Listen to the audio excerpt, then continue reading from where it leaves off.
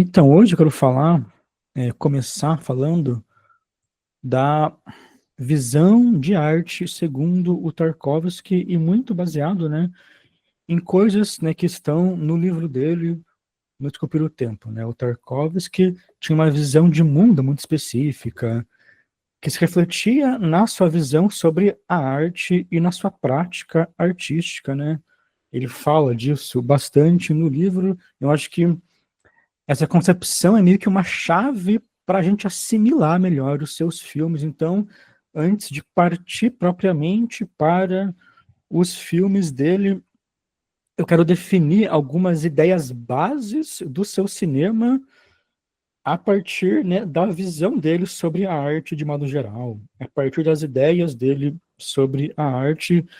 Isso é uma coisa que estará ditando não só os temas dos filmes, mas também escolhas estéticas e formais. Ele vai defender algumas concepções de beleza, vai defender um certo naturalismo barra realismo na sua abordagem, vai defender que o artista tem que preservar a matéria do mundo. Toda a teoria que ele defende, a ideia que ele defende de cinema, deriva das suas ideias sobre a arte e mesmo esse efeito catártico que nós comentamos na aula passada, né? Esse efeito do transcendental também está ligado a várias ideias que ele tinha, a várias também está ligada à concepção geral de arte que ele tinha, uma concepção que defendia que a função final da arte é revelar uma certa verdade do mundo, uma verdade espiritual, segundo ele, e que no fim das contas está ligada ao que ele acreditava, né, como um cristão ortodoxo. E o modo como essa verdade é revelada nos filmes, segundo ele, é através de uma catarse, porque são revelações que vão além de uma compreensão racional, o que, né, vai dialogar totalmente com as questões, né, que a gente comentou na aula passada sobre o efeito transcendental. Quando ele fala da função da arte, ele expressa muito essa ideia de que a função da arte está em transmitir um conhecimento que ajude o homem a encontrar sentido na sua vida, que ajude o homem nessa jornada a uma espécie de verdade absoluta, ou de pelo menos propor uma coisa que vai se aproximar dessa verdade. Então, a arte seria esse meio de assimilação do mundo, esse instrumento para conhecê-lo ao longo da jornada do homem em direção ao que ele chama de verdade absoluta. Em vários trechos do livro, a gente percebe que essa ideia de verdade e sentido não está ligada a um conhecimento objetivo e científico, mas sim a certos valores cristãos. Ele fala que a função dele é fazer filmes com que é fazer com que os espectadores dos seus filmes tenham consciência da necessidade de amar e de oferecer amor. Chega a falar aqui, né, que o objetivo da arte é preparar uma pessoa para a morte, arar e cultivar a sua alma, tornando-a capaz de voltar-se para o bem. Isso é o evangelho puro, né? Para um cristão, o reino de Deus não está aqui, né? A sua função é salvar sua alma, fazer o bem e ser salvo, né? Um cristão devoto não tem medo de morrer, porque ele sabe que quando morrer, ele será salvo ou, né, assim espera. Então, ele vai sempre relacionar diretamente a função da arte a uma função espiritual e religiosa mesmo.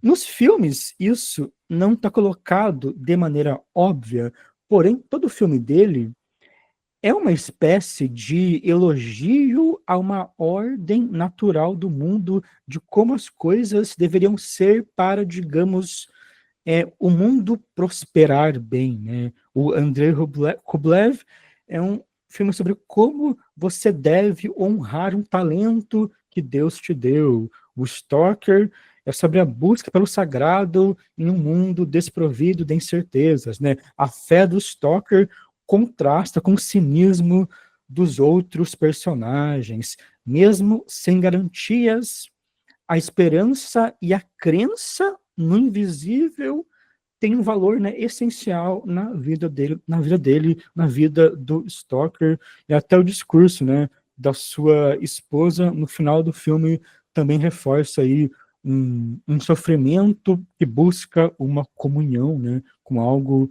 misterioso. Então, a gente percebe esse elogio a uma ordem natural, que é uma ordem espiritual, e também a gente percebe em alguns casos uma crítica a uma ordem, digamos, antinatural, né? Acho que o Solaris é sobre isso mais explicitamente, né? Enquanto o Andrei Rublev é um filme sobre a presença natural de Deus mesmo, né? Na mais terrível das realidades, né? Na Rússia medieval, sendo ameaçada pelos tártaros, o Solaris se passa em um futuro em que Deus é substituído por um oceano de um outro planeta e é uma entidade que responde aos desejos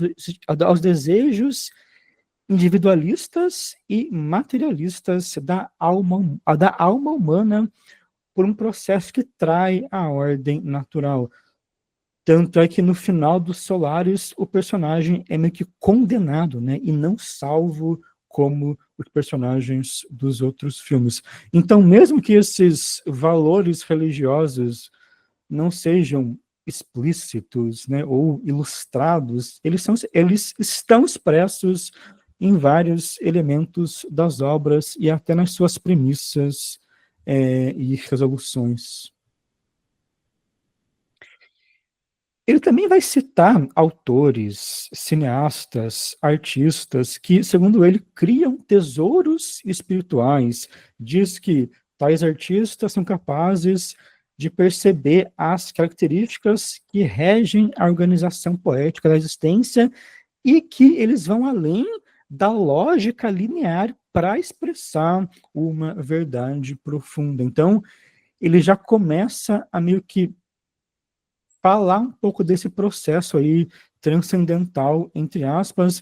Ele sugere que para você expressar uma verdade espiritual, você deve ir além dos limites de uma lógica linear, né, dos limites de uma lógica racional, né, do pensamento, né, para gerar, digamos, essa revelação. E aí ele vai falar que esse conhecimento, né, essa verdade espiritual que a arte expressa é transmitida através de uma catarse. Ele fala que a arte não irá persuadir alguém através de argumentos racionais, mas através do que ele chama de energia espiritual com que o artista impregnou a obra, né? Ao ver o filme, ao sentir uma catarse em certa cena, o espectador iria, digamos, reconhecer aquela energia espiritual que o artista impregnou, e essa energia, entre aspas, iria transmitir uma verdade, né, abstrata, uma verdade espiritual, uma verdade que, como a gente disse na passada, é algo, né, inefável. Você sente, mas não consegue verbalizar aquilo, né? Aqueles exemplos que eu dei na aula passada do espelho e do infância divã vão dialogar com isso, e eu vou dar, né, vários exemplos também disso nos outros filmes ao longo do curso. A gente pode pensar também, por exemplo, naquele encontro do Andrei Rublev com o filho de Fungiar de Sinos, né, no final do filme. Ali rola uma revelação que passa a ideia de que a arte do garoto foi uma dádiva de Deus, já que o pai dele nunca ensinou ele aquilo, e isso faz com que o Rublev volte, né, a honrar o seu próprio talento, né, uma espécie de revelação, de verdade, que você deve honrar os talentos, né, que Deus te deu. Ele também vai defender muito essa ideia de que o artista está servindo uma certa ordem superior e que os seus temas não nascem dele.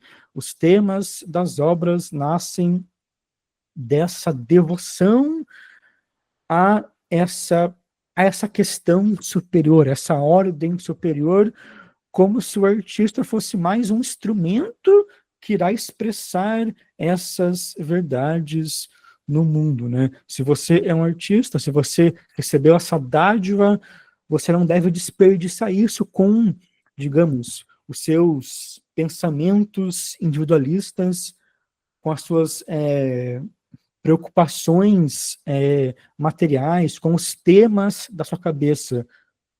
Você deve servir a temas maiores. É uma ideia que, nesse sentido dele, de partir de uma questão religiosa, né, faz bastante sentido, mas se a gente pensar em algo mais amplo, ela também vai se adequar um pouco a uma definição de inconsciente coletivo, né, do homem, das culturas, estarem sempre contando as mesmas histórias. Você, como artista, não escolhe os seus temas, você é uma ferramenta para expressar essas mesmas histórias universais, esses mesmos temas, através dos seus meios, né, das percepções que são tuas, das suas experiências de vida, né? Um autor como o Philip K. Dick, por exemplo, né, o escritor, ele tinha uma ele tinha uma relação assim bem profunda com um lado mais místico e religioso da sua vida, e ele escreveu sobre isso. Ele tem um romance específico, que eu não sei qual é agora, que ele disse que ele escreveu apenas ouvindo uma voz na cabeça dele, e essa voz era de alguém que viveu no Oriente Médio há mais de 2 mil anos atrás.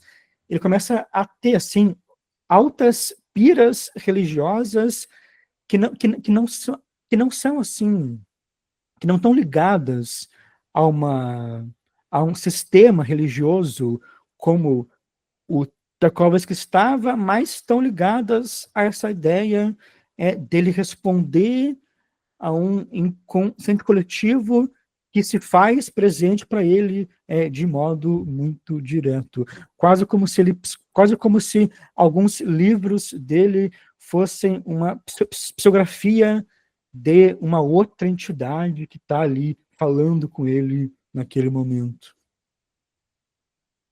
Então ele vai ter muito essa ideia, né, do ato criador como um ato sagrado, e ele também fala que essa ideia do efeito catártico, esse efeito transcendental, ele é inefável. Você é incapaz de descrever o absoluto, você expressa isso a partir do que ele chama de um postulado da fé. A arte, a partir das suas declarações formais e não meramente de esquemas lineares, ilustrativos e racionais, realiza esse postulado, né? Ele fala que a arte não raciocina em termos lógicos, nem formula uma lógica do comportamento, ela expressa, né, o seu próprio postulado de fé, que também é uma descrição que remete muito, né, às definições do Paul Schrader que a gente viu na aula passada. Apesar de tudo isso, apesar dessa questão aí do artista seguir essa ordem superior, para ele a arte ainda é subjetiva, no sentido de que ela será uma apreensão da realidade filtrada pelo olhar do artista, pelas vivências dele, pela memória dele, pela cultura dele, pelo tempo dele, né? Todos os longas de Tarkovsky são sobre grandes temas universais, mas, acima de tudo, são sobre ele, né? O espelho, a nostalgia, então, são trabalhos em que o personagem até é um alter ego direto do Tarkovsky, né? Então, apesar dele defender essas verdades espirituais, elas nascem a partir da experiência humana dele naquele país, naquela cultura, sendo aquela pessoa. Porém, ele diz que a arte deve ser subjetiva na medida em que o artista responde a certos fundamentos morais firmes, ou seja, na medida em que o artista é fiel a essas verdades espirituais, que no caso dele são verdades da religião. Então, é uma espécie de subjetividade que segue preceitos morais, né? Que é mediante, né, um preceito ali moral bem definido. A partir de tais ideias, ele também vai criticar muito a arte contemporânea e principalmente todo um certo espírito moderno e individualista do tempo dele, né? Como para ele, na criação artística, a personalidade não deve impor os seus valores, já que ela está ali a serviço, né, de algo superior. Ele se mostra contra qualquer qualquer arte que não siga valores, que se baseie apenas em uma certa construção individualista ou que se baseie apenas em construções formais que se valem de si mesmas. Para ele, a arte contemporânea tomou um caminho errado ao renunciar à busca do significado da existência. Ele diz que, nesse caso, o que pretende ser arte começa a parecer uma ocupação excêntrica de pessoas suspeitas que afirmam o valor intrínseco de qualquer ato personalizado, né? E, de fato, se a gente pensar na arte conceitual, né, especialmente a partir dos anos 30, isso existe muito, né? É uma arte mais sobre o processo artístico do que sobre o sentido final da obra artística, né? Vários artistas conceituais, né? O Duchamp, o Beuys, são pessoas que evidenciam o sentido e o significado nesse processo, nesse fazer, nessa desconstrução, né? Nessa abertura mesmo, né, da obra.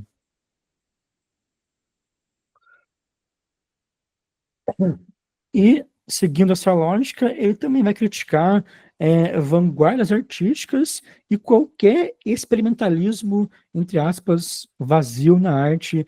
Ele não vê sentido na arte de vanguarda, porque seria uma arte baseada apenas em exercícios formais, em brincadeiras formais, sem um tema, entre aspas, superior definido. Seria uma arte que para ele perdeu a sua espiritualidade, como para ele a arte é uma espécie de sistema espiritual vivo. Ele não vê sentido em você experimentar com isso, em você brincar com um sistema, digamos, sagrado, né? Ele fala que isso é absurdo e imoral. Nesse trecho aqui, ele fala que experimentar com arte é como experimentar com o nascimento de uma criança, né? Nessas partes em que ele critica o formalismo vazio das vanguardas, ele lembra muito o Béla Balázs, que foi um teórico húngaro pré-realista, mas que também flerta já com teoria realista. Vou postar aqui o nome dele. Inclusive, vocês acham o livro dele em inglês bem fácil.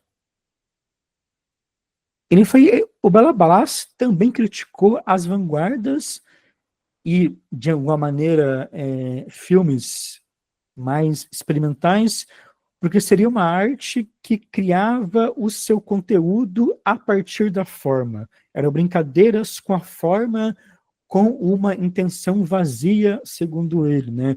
No livro do Balázs de teoria, ele vai separar uma parte ali considerável para falar mal disso também. pessoalmente falando, eu vejo o sentido na visão dele, eu consigo enxergar isso nos filmes, eu concordo com a base do pensamento, mas eu discordo dele quando sugere que essa é, digamos, a única forma de se fazer arte.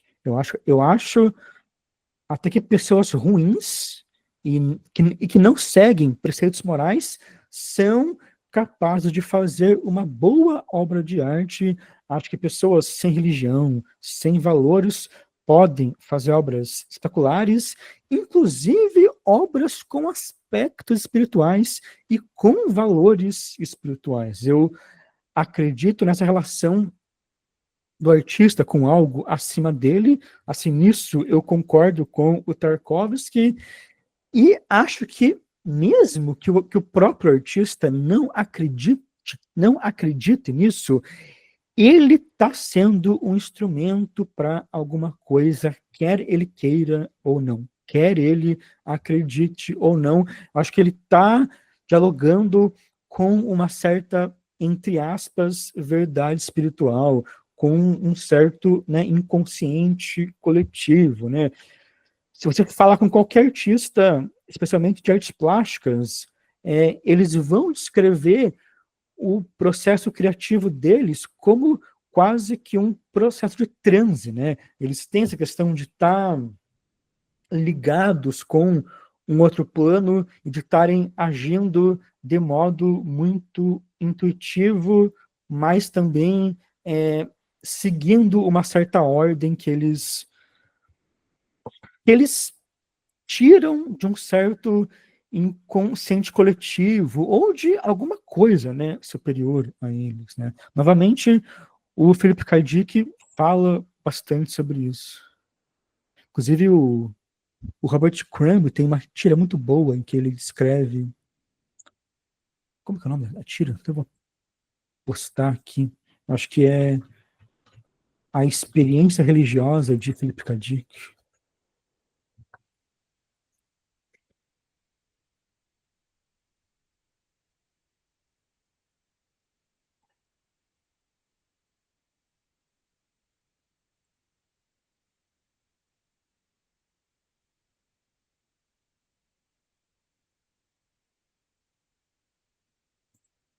Achei aqui. Eu acho que aqui está inteiro o HQ do Robert Crumb. Tá bom, não tá entrando agora. Mas depois eu posto aqui no chat.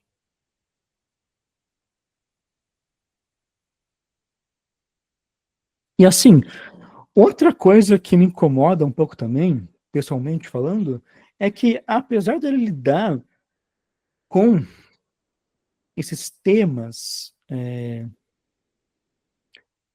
de maneira catártica e não ilustrativa, né, porque ele vai defender essa ideia de que para você ser impactado por aquela verdade, né, deve existir uma catarse, né? Deve existir uma experiência, né, abstrata, né?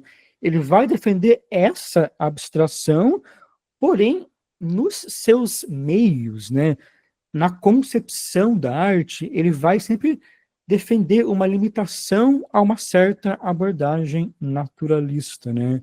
Então, ele recusa uma abordagem de um meio experimental.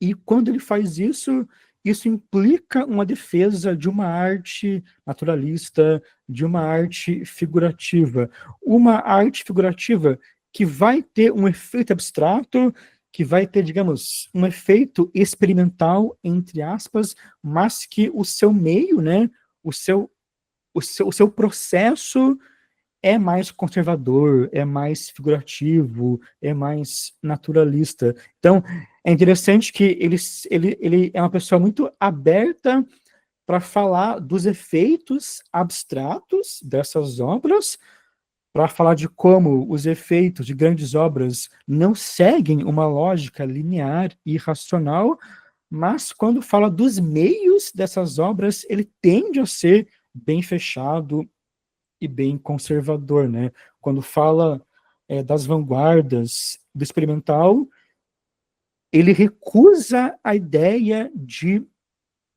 que esse poder experimental, de que esse poder espiritual, de que essa verdade absoluta poderia ser expressa a partir de um uso mais puro das formas, de um uso mais abstrato das formas, e existem artistas e diretores que conseguem fazer justamente isso que o Tarkovsky rejeita, né?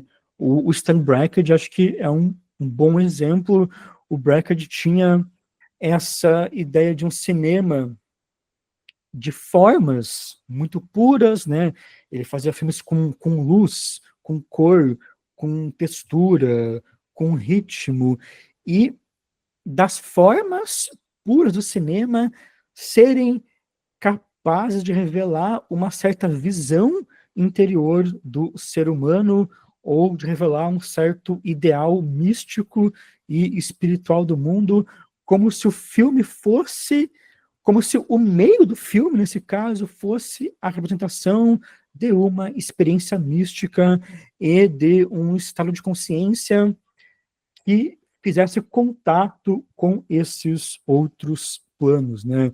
Se alguém já viu alguma obra do Brakhage, ele geralmente não vai usar som e vai usar essas formas pictóricas que surgem na tela, vai usar um pouco de filmagem, ele vai também rabiscar e riscar a película direta para ter uma espécie de abstração também mais material, mais artesanal. Então, enquanto o Tarkovsky parte de uma, digamos, mística positiva, de afirmar a presença de Deus através da beleza, através de uma ordem natural do mundo, através de uma representação naturalista do mundo, o Brakhage ele vai partir de uma mística, digamos, negativa.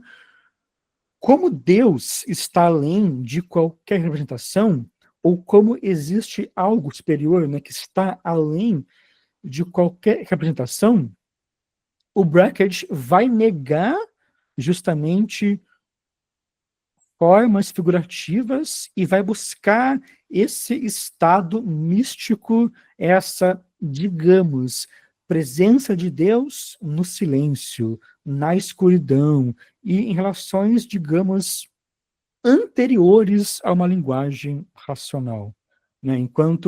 Então, a obra do Brakhage é uma arte experimental com essa carga espiritual, religiosa e mística, mas que seria totalmente rejeitada por essa concepção mais naturalista e figurativa do Tarkovsky, né? Enquanto o Tarkovsky enxerga a arte como uma ponte entre o visível e o invisível, que é construída na realidade, né, do mundo, o Brakhage, ele parece que já quer lidar com essas questões, né, invisíveis aqui, que é partir, né, de meios, digamos, invisíveis e abstratos para representar uma ideia mais mística.